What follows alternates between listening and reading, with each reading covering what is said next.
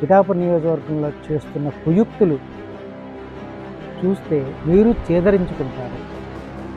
ప్రసాదం కల్తీ చేసిన ప్రజాప్రతినిధులు పసిపిల్లలను కూడా వదలకుండా వాళ్ళని వాడుకునేలాగా మైండ్ గేమ్ తోటి ఉపాధ్యాయుల్ని బలిపశువులను చేస్తూ సోషల్ మీడియాలో బచ్చానా కొడుకులు చాలామంది ఏం పెట్టాలో ఏం పెట్టకూడదో తెలియని బచ్చానా కొడుకులు పసిపిల్లల్ని ఉద్యోగం చేసుకునే టీచర్లని టార్గెట్ చేసుకోవడానికి పసిపిల్లలే దొరికారా మీకు?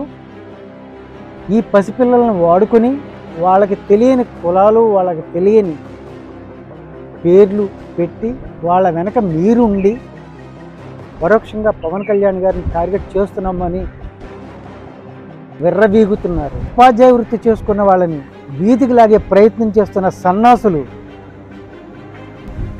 కాలం సమాధానం చెబుతుంది. రండి చూద్దాం.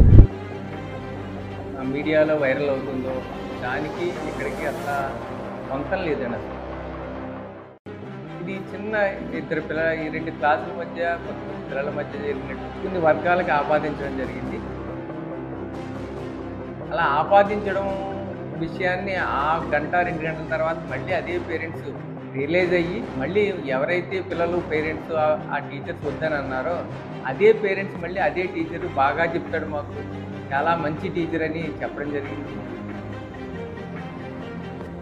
గత కొన్ని రోజులుగా పిఠాపురం నియోజకవర్గం పరిధిలో ఉన్నటువంటి జిల్లా ప్రజా పరిషత్ ఉన్నత పాఠశాల ఎండపల్లి చూస్తున్నారుగా, కనిపిస్తోందిగా, ఇది ఒక ప్రభుత్వ పాఠశాల. పిఠాపురం నియోజకవర్గం పరిధిలో ఉన్న పాఠశాల. ఈ పాఠశాలలో గత కొన్ని రోజుల నుండి జరుగుతున్న పరిణామాలు మీకు లైవ్లో చూపించడానికి ముందుగా జీ జనరేషన్ వాళ్ళు సోషల్ మీడియాని పట్టుకుని ఏలేస్తున్నారు. ఏ రకంగా ఏలేస్తున్నారంటే ఏది నిజం, ఏది అబద్ధం, ఏది సత్యం, ఏది అసత్యం అనే ఆలోచన లేకుండా ప్రసాదం కల్తీ చేసిన ప్రజాప్రతినిధులు పసిపిల్లలను కూడా వదలకుండా వాళ్ళకి రాజకీయ భావాలు అంటగట్టి తల్లిదండ్రులు వాళ్ళని వాడుకునేలాగా మైండ్ గేమ్ తోటి గత ప్రభుత్వానికి సంబంధించిన చాలామంది నాయకులు పిఠాపురం నియోజకవర్గంలో చేస్తున్న కుయుక్తులు చూస్తే మీరు చేదరించుకుంటారు. ఎందుకు ఈ పరిస్థితి అనేది అర్థం చేసుకుంటారు. ఇది ఒక ప్రభుత్వ ఉన్నత పాఠశాల.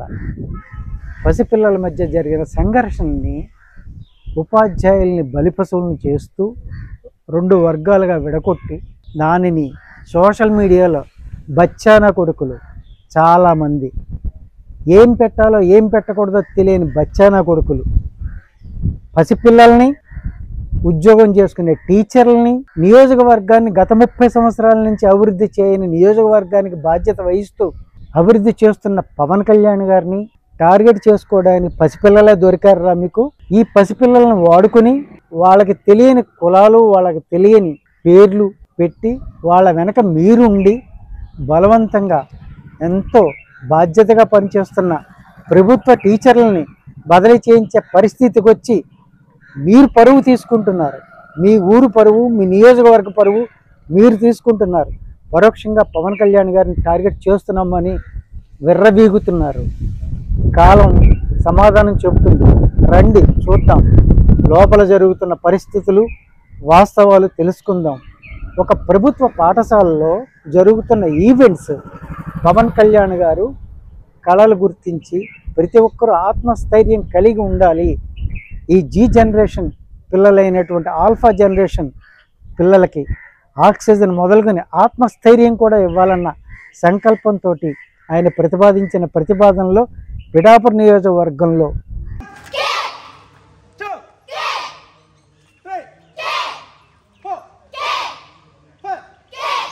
టీచర్లు అంటే ఆయనకి ఎంతో గౌరవం.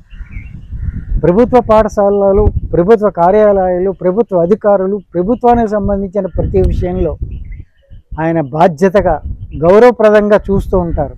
అలాంటి వాళ్ళని ఉపాధ్యాయ వృత్తి చేసుకున్న వాళ్ళని వీధికి లాగే ప్రయత్నం చేస్తున్న సన్నాసులు ఏంటి మీ ధైర్యం?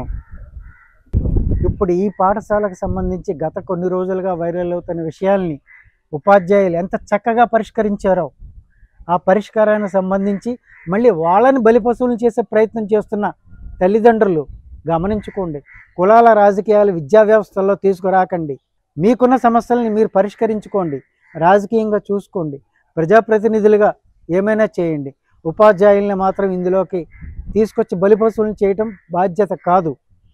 ఒకరోజు ఉద్యమం చేసి ఉపాధ్యాయులను వీధిలోకి లాగేసి మళ్ళీ అదే ఉపాధ్యాయుల దగ్గరికి వెళ్ళి అదే ఉపాధ్యాయులు కావాలని చెప్పడం సిగ్గుమాలిన రాజకీయాలు చేసి ఉపాధ్యాయులను ఇబ్బంది పెట్టకండి. వాస్తవాలు మేము తెలుసుకుందుకు వచ్చాం. ఎంఈఓ గారు, ఎంఈఓఆర్ 2 ఉపాధ్యాయులు, ఆ స్కూల్ పరిసరాలు, అక్కడ జరుగుతున్న ఈవెంట్స్ ప్రత్యక్షంగా మీరు చూడడానికి రండి. సార్ నమస్కారం సార్. నమస్తే. మీ పేరు సార్? నా పేరు జి పైడిరాజ్ అండి, MO2 ఈ కొత్తపల్లి మండలం. ఈ స్కూల్కి సంబంధించి ఒక ఇష్యూ ఉంది. అసలు సమస్య ఏంటి సార్? ఆ సమస్యకి పరిష్కారం ఏం జరిగింది? సరే, యాక్చువల్గా ఏదైతే మీడియాలో వైరల్ అవుతుందో దానికి ఇక్కడికి అసలు పొంతం లేదండి. అసలు ఏ రకమైనటువంటి సంబంధం లేదు. ఎందుకంటే యాక్చువల్గా ఇది చిన్న ఇద్దరు పిల్లల, ఈ 2 క్లాసుల మధ్య కొంతమంది పిల్లల మధ్య జరిగినటువంటి సంఘటన. దానిని ఆ కొట్టుకున్నటువంటి పిల్లలు తల్లిదండ్రులు అనుకోకుండా దాన్ని కొన్ని వర్గాలకు ఆపాదించడం జరిగింది. అలా ఆపాదించడం విషయాన్ని ఆ గంట 2 గంటల తర్వాత మళ్ళీ అదే పేరెంట్స్ రియలైజ్ అయ్యి మళ్ళీ ఎవరైతే పిల్లలు పేరెంట్స్ ఆ టీచర్స్ వద్దని అన్నారో అదే పేరెంట్స్ మళ్ళీ అదే టీచరు బాగా చెప్తాడు, మాకు చాలా మంచి టీచర్ అని చెప్పడం జరిగింది. కానీ యాక్చువల్గా అయితే బయట ఎంతైతే వైరల్ అవుతుందో దానికి దీనికి ఏ విధమైన సంబంధం లేదండి. చాలా చిన్న ఇష్యూ ఇది. ఆ పిల్లల మధ్య జరిగిన సంఘటనని అనుకోకుండా వైరల్ చేయడం జరిగింది. యాక్చువల్గా అయితే అది పిల్లల మధ్య చిన్న సంఘటన. అది ఆ ఎవరైతే టీచరు ఉన్నారో ఆ టీచరు బెస్ట్ టీచర్ అని ఎవరైతే ముందు రోజు ఎలిగేషన్ చేయడం జరిగిందో వాళ్ళే బెస్ట్ టీచర్ అని, ఆ టీచరే మాకు కావాలని, ఎట్టి పరిస్థితుల్లో ఆ టీచర్ మీద ఏ రకమైనటువంటి చర్యలు తీసుకోవద్దని, ఎవరినైతే టీచర్ని డెప్యుటేషన్ వేయడం జరిగిందో ఆ టీచర్ని మళ్ళీ మాకే తేవాలని అదే పేరెంట్స్ అదే పిల్లలు కోరడం అనేది జరిగిందండి. అంచేత ఇదేంటంటే కమ్యూనికేషన్ గ్యాప్ తప్ప ఇక్కడ ఏ రకమైనటువంటి కులపరమైనటువంటి భేదాలు లేవండి. ఇక్కడ విద్యార్థులందరూ కూడా కలిసిమెలిసి ఉంటున్నారు, ఏ రకమైనటువంటి ఇబ్బంది లేదు. కాబట్టి ఈ విషయాన్ని అందరూ కూడా తెలుసుకుని ఈ పాఠశాల మా మండలంలోనే కాకుండా జిల్లాలో కూడా అత్యున్నతమైనటువంటి పాఠశాల.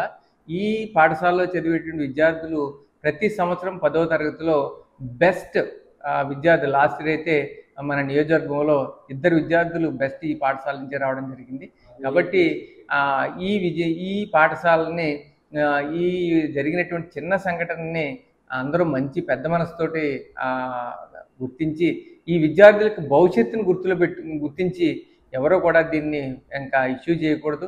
ఆ ఇష్యూ చేయకుండా విద్యార్థుల యొక్క రాబోయేటువంటి భవిష్యత్తు 10వ తరగతి ఇంకా 3 నెలలు మాత్రమే ఉంది. వాళ్ళని దృష్టిలో పెట్టుకుని మనం ఏ రకమైనటువంటి పొలిటికల్గా చేయకుండా దీనిని అందరూ కూడా పెద్ద మనసుతోటి విద్యార్థుల్ని దృష్టిలో పెట్టుకుని ఈ సమస్యని ఆల్రెడీ పరిష్కరించబడింది. దాన్ని మరింత ఉన్నతిగా చేయకుండా మరి ఊళ్ళో ఉండేటువంటి పెద్దలైతేనేమి, రాజకీయ నాయకులు అయితేనేమి, మీడియా మిత్రులు అయితేనేమి అందరూ కూడా మరి పెద్ద మనసు చేసుకుని ఈ సమస్య ఇక్కడతోటి సాల్వ్ చేసి ఈ విద్యార్థులందరూ కూడా ఐక్యంగా ఉండేటట్లుగాను రాబోయేటువంటి 10వ తరగతిలో మరి జిల్లా స్థాయిలో ఈ పాఠశాల ఉన్నతంగా ఉండడానికి సపోర్ట్ చేయడానికి కోరుతూ, ఎవరైతే ఇప్పుడు ఈ టీచర్స్ ఉన్నారో ఆ టీచర్స్ కొంతమంది నిరుపేదలకి ఫీజులు కట్టడము ఇలాంటివి కూడా సేవాభావంతో చేసేవాళ్ళంట. మరి పిల్లలకంటే తెలియదు, మరి పేరెంట్స్కి తెలుసు కదా ఆ టీచర్స్ పనితీరు ఏంటి అనేది, వాళ్ళ సేవాభావం అనేది. మరి ఎందుకని అలాంటి విమర్శలు చేయటం, మళ్ళీ 2 గంటల తర్వాత వచ్చి ఆ టీచర్సే కావాలంటాం, ఈలోపు జరగాల్సిన నష్టం జరిగిపోయింది. మరి ఇప్పుడు పిల్లలు కోరుకున్నట్టు ఆ టీచర్స్ని తీసుకొస్తారా, లేకపోతే వాళ్ళకి ఏం పరిష్కారం చూపిస్తారు? సరే, యాక్చువల్గా ఆ టీచర్ ఎవరైతే ఉన్నారో ఆ టీచరు అద్భుతమైనటువంటి టీచర్ అండి. మన జిల్లాలో ఉండేటువంటి ఇంగ్లీష్ టీచర్లో వన్ ఆఫ్ ద బెస్ట్. ఆ టీచర్ని వెనక్కి తీసుకురావడం అనేది ప్రస్తుతం ఇవేటువంటి విషయం కాదండి. అంటే అది నిర్ణయం ఏం తీసుకోలేం, పై అధికారులు తీసుకోవాల్సి ఉంటుంది. ఎందుకంటే ఒకసారి ఆర్డర్ వచ్చిన తర్వాత పై అధికారులే నిర్ణయం తీసుకుంటారు. ఈ ఇంగ్లీష్ ఏదైతే ప్రజెంట్ ఇక్కడ వేకెంట్ ఉందో దానికి ఒక ఇంగ్లీష్ టీచర్ని ఇక్కడ 10th క్లాస్ విద్యార్థులు కానీ మిగిలిన విద్యార్థులు కానీ ఇబ్బంది లేకుండా ఉండేటట్లుగా ఆల్రెడీ డిపార్ట్మెంట్ సైడ్ నుంచి పోస్టింగ్ ఇవ్వడం జరిగింది. వాళ్ళు ఇవాళ కానీ రేపు కానీ జాయిన్ అవ్వడం జరుగుతుంది. ఇక్కడ క్లాసులకు కానీ లేదా మిగిలిన వాటికి ఇబ్బంది ఉండే అవకాశం లేదు. మీరు ఎవరైతే ఇంగ్లీష్ టీచర్ అన్నారో ఆ టీచరు అందరికీ, ఎవరైతే ఆర్ఫాన్స్ ఉన్నారో లేదా 10th క్లాస్ ఫీజు కట్టలేమంటున్నారో వాళ్ళందరికీ ఖచ్చితంగా ఆయన ఫీజు కట్టాడు. ఆయన ఈ సంవత్సరం కూడా ఒక విద్యార్థికి కట్టలేనంటే ఆ ఫీజు కట్టించినటువంటి వ్యక్తి ఉదయం 7-7:30కి వస్తాడైనా, ఈవినింగ్ 5 వరకు ఉండడం జరుగుతుంది. అన్ని కార్యక్రమాలు చూస్తాడు. కానీ ఏంటంటే మీరు అన్నట్టుగా ఆ ఉన్నటువంటి 1 గంటలోనే విద్యార్థులకి ఉండేటువంటి ఆ చుట్టుపక్కల ఉండేటువంటి పేరెంట్స్ కానీ లేదా మిగిలినటువంటి పరిసరాలలో ఆ విద్యార్థులు అలా మాట్లాడడం జరిగింది. కానీ తర్వాత రియలైజ్ చేయడం జరిగింది, మాకు అదే టీచర్ కావాలని వాళ్ళు కోరడం జరుగుతుంది.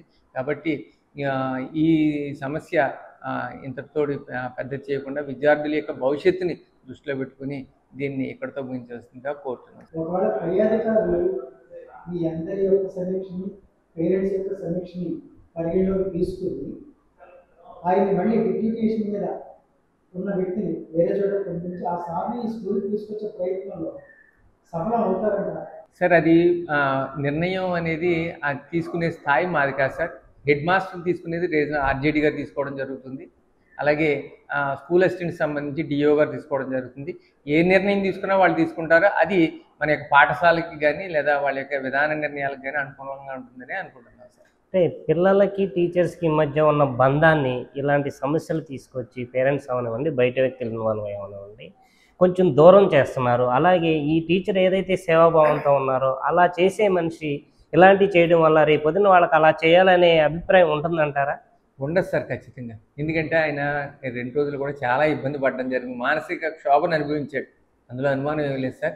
ఎందుకంటే ఆయన ఒకటే బాధపడ్డాడు, నేను పిల్లలకి పిల్లల తల్లిదండ్రులకు కూడా చాలా విషయాల్లో నేను సహాయం చేయడం జరిగింది. వాళ్ళకి ఏ డౌట్ ఉన్నా సరే నేను క్లారిఫై చేయడం జరిగింది. ఫీజు కట్టలేనని అంటే నేనే కట్టి వాళ్ళకి చేయడం జరిగింది. కనీసం దాన్ని కూడా వాళ్ళు క్రైటీరియాగా తీసుకోలేదు అని ఆయన చాలా బాధపడడం జరిగింది. కానీ అది దురదృష్టకరం అండి అది సంఘటన. అలాంటి సంఘటనలు ఎప్పుడు కూడా పునరావృతం అవ్వకూడదనే కోరుకుంటున్నాం. అది చిన్న మిస్కమ్యూనికేషన్ వల్లే అది జరిగింది. అలాంటి సంఘటన ఇంకెప్పుడు జరగకూడదని కోరుకుంటున్నాం. ఇప్పుడున్న జనరేషన్కి కానీ పేరెంట్స్కి కానీ అంటే టీచర్స్ యొక్క రోల్, విద్యార్థిని దండించకూడదు తప్పు చేస్తే, కనీసం ఒక మాట అనడానికి లేదు అని పేరెంట్స్ వస్తున్నారు కదా. అప్పుడు ఉన్న మీకు కనీసం ఉన్న మీ టీచర్స్ హక్కులను కూడా మీరు కాపాడుకోలేకపోతున్నారు. మరి టీచర్స్కి ఎలా విద్యాబుద్ధులు మీరు చెప్పగలుగుతారు?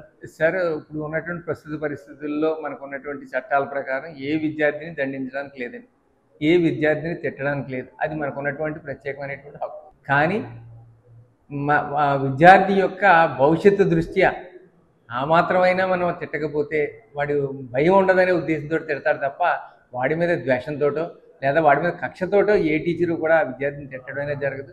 ఎందుకంటే విద్యార్థులు అనేవాళ్ళు మా పిల్లలతో సమానంగానే భావించడం జరుగుతుంది.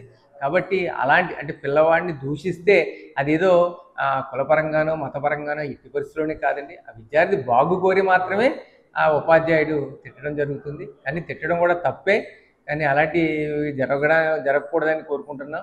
కానీ విద్యార్థులు కూడా తెలుసుకొని, తల్లిదండ్రులు తెలుసుకొని మరి ఉపాధ్యాయులు సహకరిస్తే మరి ఈ పాఠశాల ఇప్పుడున్నటువంటి స్థాయి కంటే మరి ఎంతో ఉన్నత స్థాయికి వెళ్ళడానికి అవకాశం అనేది ఉంటుంది. ఈ పాఠశాలకు ఒక ప్రత్యేకత ఉంది, రాష్ట్ర స్థాయి ర్యాంకులు సాధించే విద్యార్థులు ఉన్నారు. అలాంటి విద్యార్థుల్ని 4 గోడల మధ్య జరగాల్సిన చిన్న సమస్యని మధ్యలో కొంతమంది ఇన్వాల్వ్ అవటం అనేది అది మీరు చెప్పరనుకోండి, తెలిసినా మీరు చెప్పకూడదు, మీ వృత్తిలో అలాంటిది. కానీ ఇలాంటివి తీసుకొచ్చి బయట పెట్టడం వల్ల నష్టపోయేది ఎవరు? ఆ స్టూడెంట్స్, ఆ పేరెంట్సే కదా.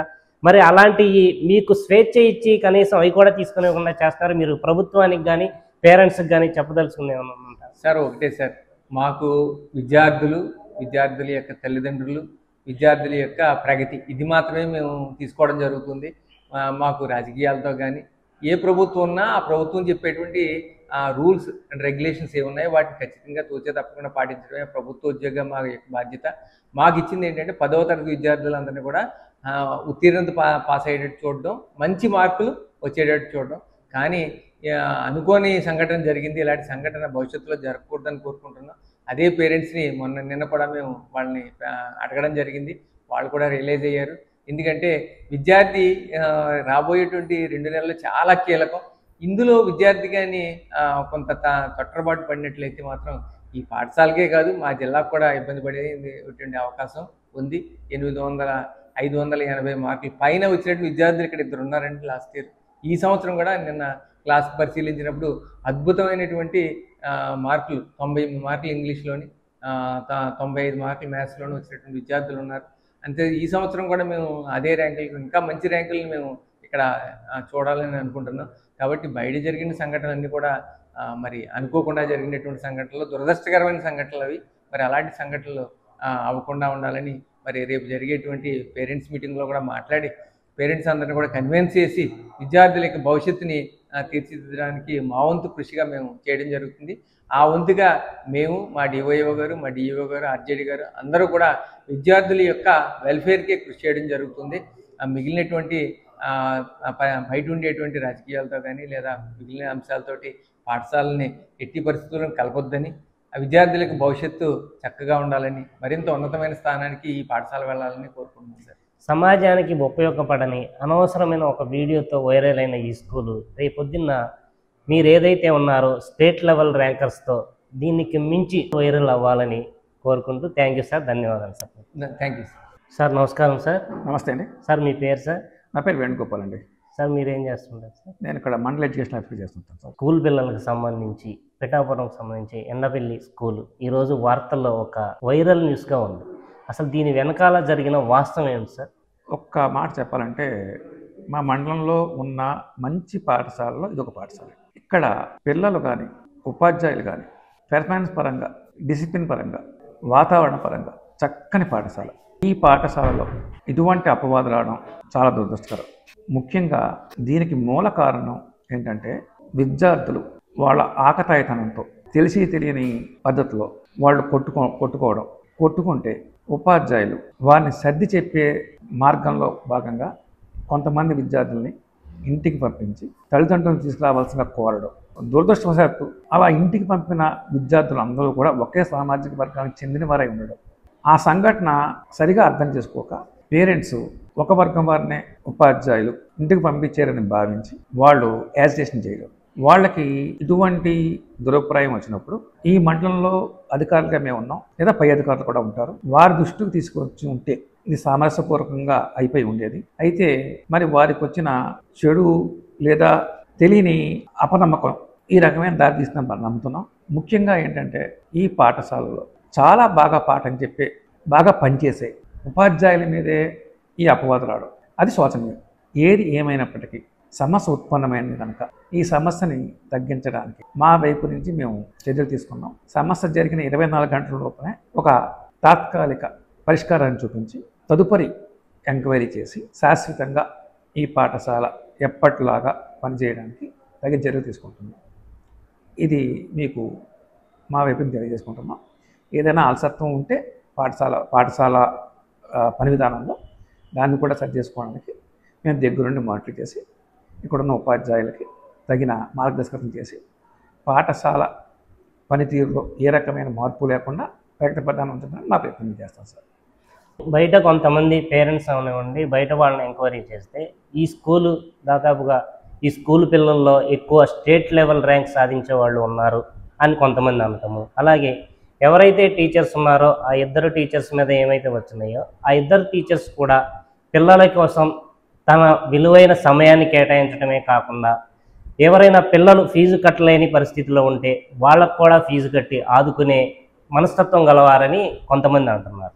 మరి అలాంటి టీచర్స్ మీద పేరెంట్స్ ఇటువంటి వ్యాఖ్యలు చేయడం కానీ ఇలాంటి చర్యలు తీసుకోమని ఆ సమయంలో స్పందించడం కానీ మీకు ఎలా అనిపిస్తుంది? మీ దృష్టికి ఏమైనా వచ్చిందా ఇది? సార్ చాలా బాధాకరమైన విషయం అండి. ఫలించిన చెట్టుకే రాళ్ళ దెబ్బలండి. ఎవరైతే పని బాగా చేస్తారో ఆ పని చేసేవాళ్ళు విద్యార్థుల్ని ఒక క్రమశిక్షణలో పెట్టడానికి ప్రయత్నం చేస్తారు. ఈ క్రమశిక్షణలో పెట్టే విధానంలో భాగంగా వాళ్ళని మందలించడం, వారిని సరిచేయడం జరుగుతుంది.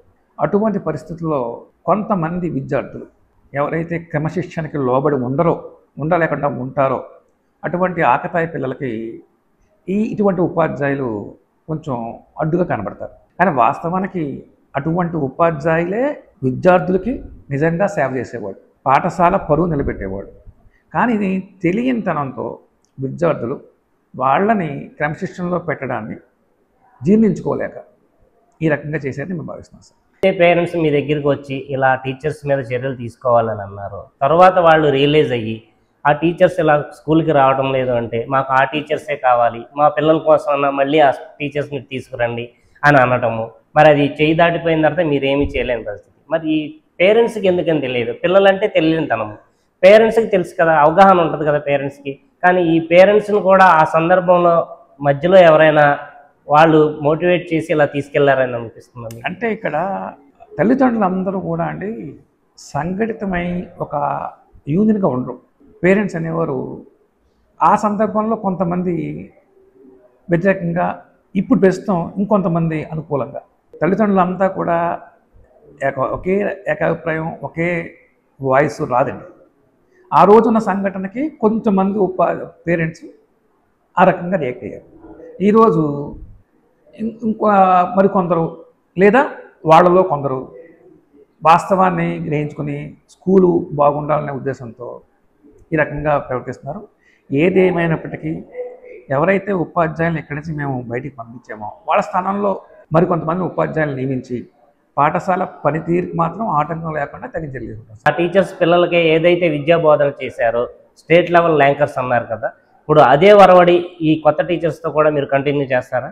తప్పకుండా సార్, తప్పకుండా పాఠశాల పనితీరు ప్రమాణాలు తగ్గకుండా ఉన్న తగిన చర్యలు అన్నీ తీసుకుంటాం సార్, అన్ని జాగ్రత్తలు తీసుకుంటాం. ఈ ఇష్యూలో ఇన్వాల్వ్ అయ్యి ఉన్నారో ఆ స్టూడెంట్స్కి కానీ పేరెంట్స్కి కానీ మీరు చెప్పదలసిన మాట ఒకటే సార్, సమాజానికి మనం ఏదైనా హాని చేయడం సులభం, ఒక వ్యవస్థను నిర్మించడం కష్టం. ఈ పాఠశాలని చక్కగా నిర్మించారు. కొద్ది కాలంగా మంచి ప్రమాణాలతో విద్య జరుగుతుంది. అది మనం డిస్టర్బ్ చేయకూడదు. కనుక ఏదైనా సమస్యలు ఉంటే ఆ సమస్యలని ఒక పద్ధతి ప్రకారం ఏ వేదిక మీద ఏది డిస్కస్ చేయాలో అదే రీతిలో డిస్కస్ చేసి అధికారుల దృష్టికి తీసుకువెళ్ళి బాధ్యత కలిగిన వ్యక్తులతో సంభాషించి, ఎస్ఎంసీ మీటింగ్లు ఉన్నాయి, తల్లిదండ్రుల సమావేశాలు ఉన్నాయి, వాటిలో కూర్చుని మాట్లాడుకుని సమస్యను పరిష్కరించుకునే అవకాశం ఉంది. ఒకవేళ వాళ్ళ స్థాయిలో పాఠశాల స్థాయిలో కాకపోతే మండల స్థాయిలో కానీ జిల్లా స్థాయిలో కానీ సంబంధిత అధికారులతో మాట్లాడితే సమస్య పరిష్కారం అవుతుంది. ఇవన్నీ ఫెయిల్ అయిన తరువాతే ఇటువంటి యాజిటేషన్ చేయాల్సి ఉంటుంది. కానీ సమస్య ప్రారంభం కాగానే వీధికి ఎక్కడం అనేది సమంజసం కాదు. దానివల్ల మంచి కన్నా చెడు ఎక్కువ జరుగుతుంది. దయచేసి ఏదైనా సమస్య ఉంటే తల్లిదండ్రులు ఉపాధ్యాయులు కూర్చొని చేసుకోవాలి తప్ప విద్యార్థుల్ని డైరెక్ట్గా ఇన్వాల్వ్ చేసి సమస్యను జటిలం చేయకూడదని చెప్పి నా మనసు. థ్యాంక్ యూ సార్, మీ విలువైన సమయాన్ని మాకు కేటాయించారు. నమస్తే సార్.